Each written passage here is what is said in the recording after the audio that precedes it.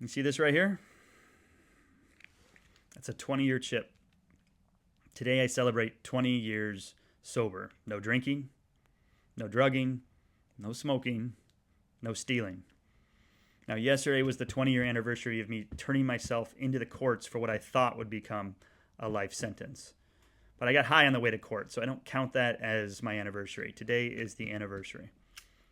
So to celebrate, I went and met my sponsor. We went to a meeting at noon, and when we got there, he got tapped to chair the meeting. So he told his story, and he talked a little bit about what it was like sponsoring a man in prison. That's me.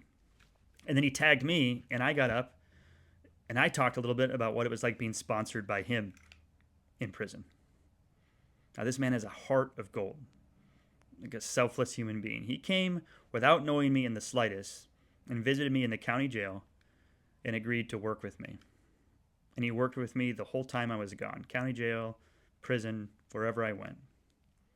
Now, it was interesting working the steps in jail, right? There's things that are different, right? We had to do it through visits, through collect phone calls, which are recorded, through the mail, which is read.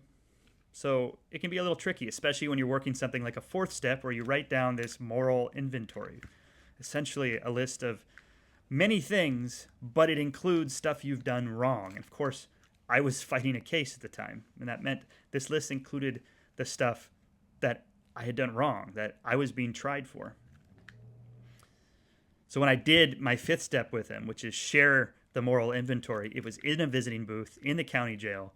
I wasn't allowed to actually bring anything with me to the visit, so I crumpled up the whole inventory into a little ball and I shoved it into my green underwear so I could sneak it into the visiting booth. And we only had a half hour together, but then the guard forgot about us, and so we had 2 visiting slots in a row. And of course, there are things on that list that I couldn't say out loud because of the recorded phone that we were talking through. So I actually had to take my fourth step and hold it up to the glass so he could read some of the things that I'd done because I could not say them out loud because I was still fighting a court case. So like I said, this man followed me everywhere, wherever I was, whether I was at Folsom, whether I was at Jamestown, and when I got moved to Southern California, all 7 years, he was there for me. Selflessness.